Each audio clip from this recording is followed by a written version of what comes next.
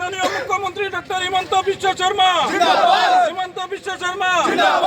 করিমগঞ্জ জেলাকে শ্রীভূমি জেলা হিসাবে আজকে মাননীয় আসামের মুখ্যমন্ত্রী হিমন্ত বিশ্ব শর্মা মহাশয় যে ঘোষণা করেছেন, সেটা করিমগঞ্জবাসীর দীর্ঘদিনের দাবি ছিল। বিশেষ করে সংঘ পরিবারের দীর্ঘদিনের সেটা দাবি ছিল যে করিমগঞ্জের জেলার নাম বদল করে সেটাকে শ্রীভূমি জেলা করতে হবে।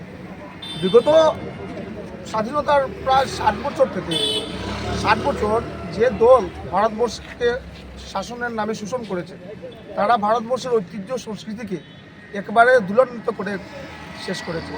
আজকের দিনে ভারতীয় জনতা পার্টি সরকার আমাদের, বিশেষ করে আমি যদি বলি, আমার করিমগঞ্জ জেলার নাম আজকে পরিবর্তন করে শ্রীভূমি জেলা যেটা করেছেন মাননীয় ডক্টর হিমন্ত বিশ্ব শর্মা মহাশয়, উনি করিমগঞ্জের ঐতিহ্য, করিমগঞ্জের সংস্কৃতি আমাদের ভবিষ্যৎ প্রজন্মের কাছে এবং বর্তমান প্রজন্মের কাছে যাতে আমাদের ভবিষ্যৎ, আমাদের সংস্কৃতি ঐতিহ্য যাতে সুরক্ষিত থাকে, সেই কথা চিন্তা করে তিনি সেই পদক্ষেপ নিয়েছেন। আমার যেটা মনে হচ্ছে, এবং সেটা সংঘ পরিবারের যে দাবি ছিল সেটা সেই দিকে লক্ষ্য করে সেই দাবি ছিল।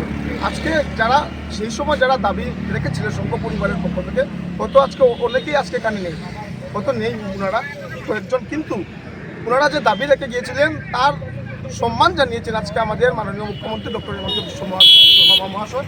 তার জন্য আমি করিমগঞ্জ বর্তমান শ্রীভূমি জেলার পক্ষ থেকে আসামের মাননীয় মুখ্যমন্ত্রী মহাশয়কে অসংখ্য ধন্যবাদ জ্ঞাপন করছি। সঙ্গে আমার করিমগঞ্জ জেলার দুজন মাননীয় বিধায়ক, আমার মাননীয় রাজ্যসভার সাংসদ মহাশয়, লোকসভার সাংসদ মহাশয়, ওনাদেরকেও ধন্যবাদ জ্ঞাপন করছি। আমার ভারতবর্ষের মাননীয় প্রধানমন্ত্রী এবং স্বরাষ্ট্রমন্ত্রী, ওনাদেরকেও আমি ধন্যবাদ জ্ঞাপন করছি করিমগঞ্জকে নাম শ্রীভূমি জেলা হিসাবে ঘোষণা করার জন্য।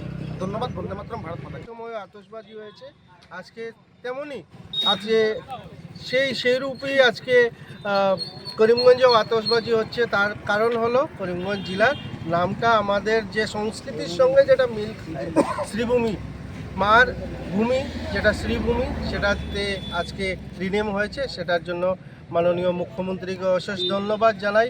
ভারতের প্রধানমন্ত্রী মাননীয় নরেন্দ্র মোদীজিকেও অশেষ ধন্যবাদ জানাই যে হয়তো এটা সম্ভব হতো না যদি তাদেরও অ্যাপ্রুভেল থাকতো না।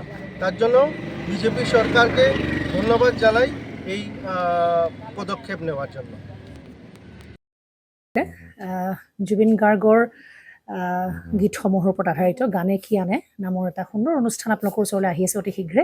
অহা 15 আগষ্টৰ পৰা ধেমাজিৰ পৰা প্ৰথম অডিশ্যন আৰম্ভ হ'ব, আৰু সেই অডিশ্যনৰ যোগেদি বিভিন্ন কণ্ঠশিল্পীসকলে, যিসকলে এই অনুষ্ঠানত যোগদান কৰিব বিচাৰে, তেওঁলোকে এই অডিশ্যনৰ যোগেদি আগবাঢ়ি আহক। আৰু জুবিন গাৰ্গৰ বহুত ভাল লগা গান আমি সদায় শুনি আহোঁ, আৰু আপোনালোকৰ যদি ভাল লগা গান থাকে, জুবিন গাৰ্গৰ আপোনালোকে গাই ভাল পায়, তেন্তে অডিশ্যনত যোগদান কৰক। মোৰ ফালৰ পৰা আন্তৰিক শুভকামনা থাকিল এই সম্পূৰ্ণ অনুষ্ঠানটোলৈ।